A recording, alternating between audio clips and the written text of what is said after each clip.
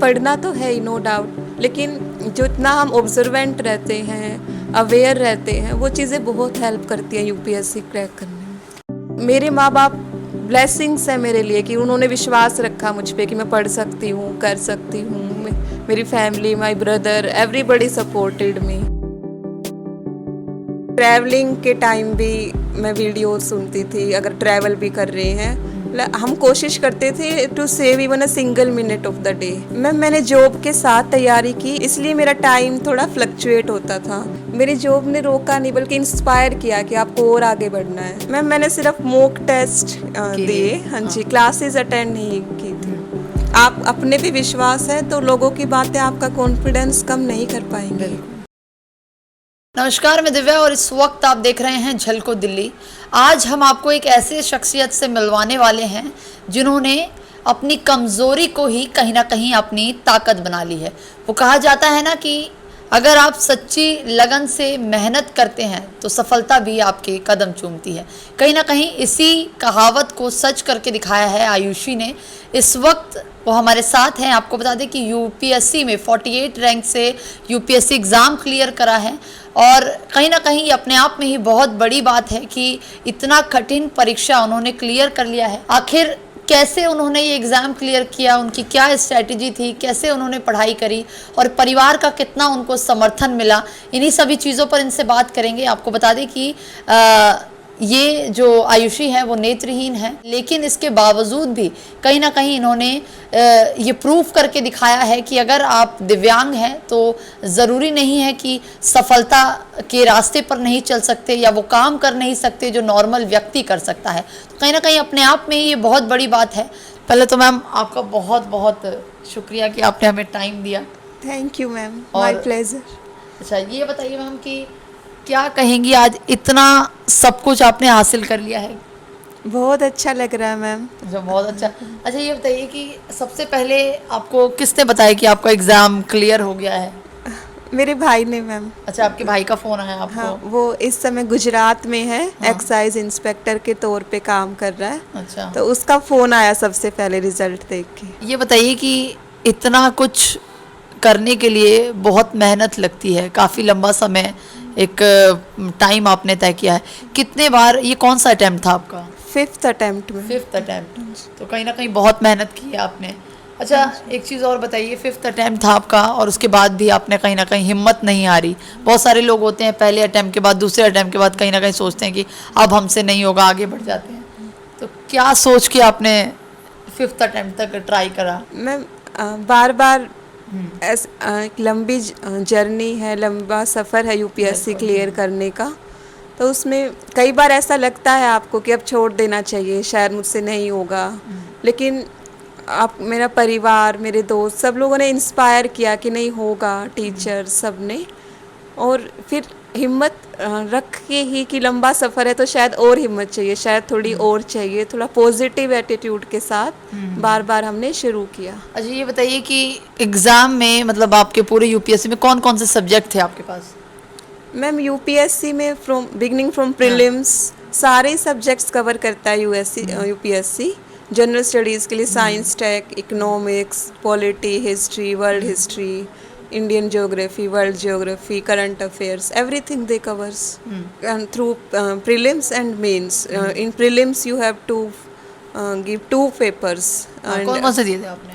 Ma'am, same है सबके लिए सेम पेपर है। ये बताइए, बहुत सारे बच्चे जो हैं वो सोचते हैं कि कितना पढ़ना पड़ता है, कितना पढ़ना पड़ता है, दिन रात पढ़ते रहो, यूपीएससी मतलब ही पढ़ाई है, ऐसे सुनने में आता है। आपने क्या स्ट्रेटजी अपनाई और किस तरीके से ये पूरा पेपर के दौरान पढ़ाई करी, कुछ बताएंगी?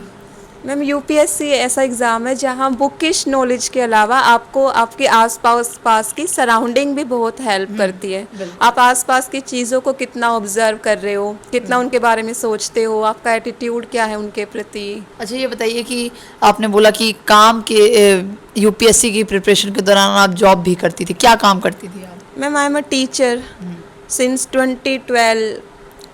I began my career as a primary teacher in MCD school. Then I joined Delhi administration in 2016 as a primary teacher, and then in 2019 I qualified the exam held for PGT, lecturer history, अच्छा। and since then I am working as lecturer history.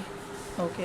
अच्छा ये बताइए, बहुत सारे लोग होते हैं, अब आपने पीजीटी की टीचर भी बन गई, कहीं ना कहीं उसके बाद सोचते हैं अब तो मैं गवर्नमेंट सर्विस कर ही रही हूँ, इतना कुछ कर रही हूँ, आगे करने की क्या ज़रूरत है, अच्छा खासा पढ़ा रही हूँ, लेकिन फिर भी एक ये जुनून की मुझे एक बड़ी पोजीशन चाहिए, बड़े लेवल पे जाना है, ये जो अंदर से जुनून है, ये जो डेडिकेशन है, वो कैसे आता है आपके अंदर?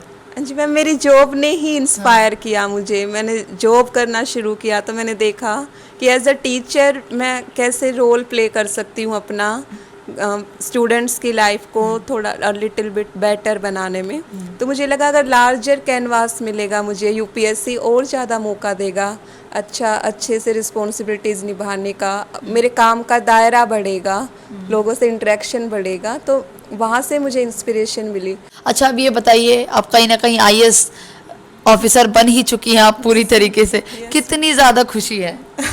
बहुत खुशी है। कल जब आपको पता चला कि आपको 48 रैंक मिला, आपके ब्रदर ने कॉल किया आपको, हाँ जी। सबसे पहले किसको बताया आपने? मैम माई मदर, कि शी वॉज एट होम। देखिए इस वक्त आयुषी की मम्मी भी हमारे साथ मौजूद है। आंटी, आज आपकी बेटी ने कहीं ना कहीं इतना बड़ा नाम किया है, क्या कहेंगी, कितनी खुशी है आपको? प्राउड फील करूँगी। कर ही रही हूँ बल्कि। कितनी ज़्यादा खुशी है? मैं बहुत ज़्यादा खुशी है, बहुत ज़्यादा। क्योंकि लगातार जैसे इन्होंने बताया कि पहले ये टीजीटी की टीचर थी, प्राइमरी में करती थी, उसके बाद हमेशा से प्राउड फील कर रही हूँ, मुझे अपने बच्चों पे प्राउड है बिल्कुल। स्टार्टिंग से आपने इनको सपोर्ट किया है? मैम हर पेरेंट्स सपोर्ट करता है, करना ही पड़ता है और करना भी चाहिए। अच्छा, लगातार कल से तो फोन ही फोन आए जा रहे होंगे आपको?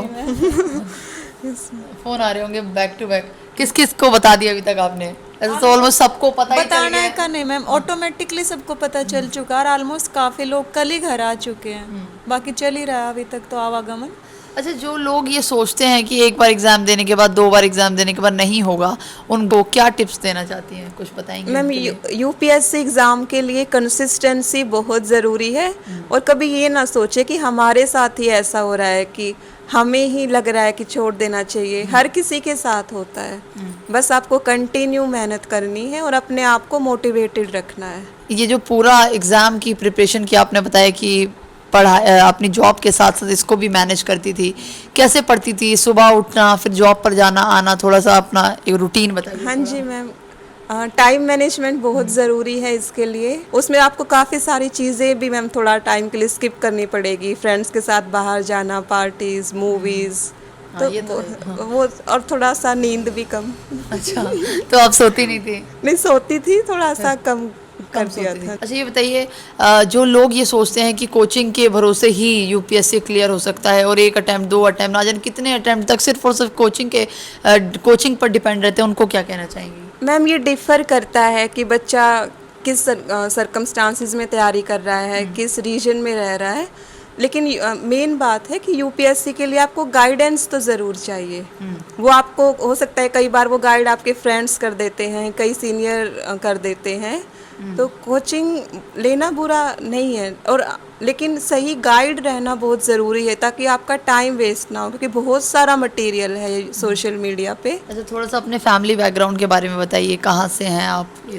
मैम मैं यही रानीखेड़ा गांव है, नॉर्थ वेस्ट डिस्ट्रिक्ट में, दिल्ली के ही यही की रहने वाली हूँ, और ये हमारा सारा परिवार है यही अच्छा, आपने पढ़ाई कहाँ से करी, स्कूलिंग कहाँ से करी, ग्रेजुएशन कहाँ से करी? मैंने स्कूलिंग मैम नॉर्मल स्कूल से ही, Deenbandhu sir Chhoturam public school Ghevra गांव में है, और मेरी ग्रेजुएशन डीयू के कॉलेज श्यामा प्रसाद मुखर्जी कॉलेज से है, मास्टर्स इग्नू से है, और बीएड जामिया मिलिया इस्लामिया यूनिवर्सिटी से है। अच्छा ये बताइए, जब आप स्कूल जाती होंगी, जब आप कॉलेज जाती होंगी, तो किस तरीके की समस्याएं उस वक्त आपने फेस करी? क्योंकि आप देख नहीं पाती हैं, उसके बाद भी उन बच्चों के साथ घुलना मिलना, उनके साथ बैठकर पढ़ना, क्या कहेंगी, रवैया कैसा था उस वक्त लोगों का आपके प्रति? Madam it was mixed, some were supportive, some problems were also there.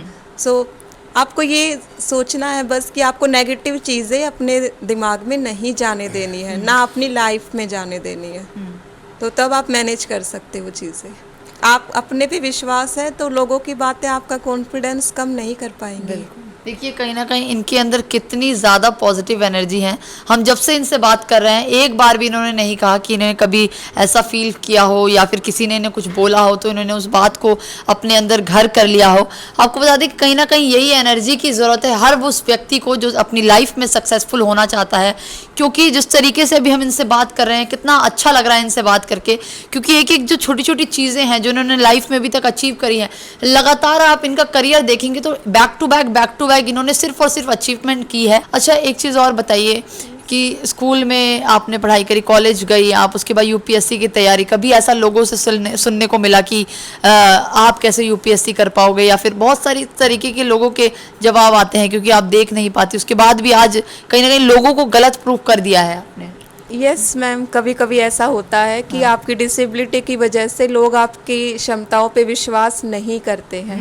और यही संदेश मैं अपने इस इंटरव्यू से देना चाहूँगी कि हर माँ बाप भी जिनके पास ऐसे डिफरेंटली एबल्ड बच्चे हैं या वो टीचर्स, मतलब कोई भी ऐसे बच्चों की क्षमताओं पे शक ना करें और समाज सोसाइटी का प्रोस्पेक्टिव थोड़ा चेंज हो डिफरेंटली एबल्ड के, वो रोकने की बजाय थोड़ा सपोर्ट करे तो ये सोसाइटी काफ़ी बेटर बन जाएगी। तो देखिए इस वक्त जो आयुषी के फादर हैं वो भी हमारे साथ मौजूद हैं। एक बार सर मैं आपसे जानना चाहूँगी कि आज जो आपकी बेटी है उन्होंने इतना कुछ अचीव कर लिया है, उसको लेकर क्या कहेंगे आप? मैं बड़ा खुश हूँ, गर्व महसूस करता हूँ अपने आप पे, अपने बच्चों पे। आपकी आंखें भी नम हो गई हैं।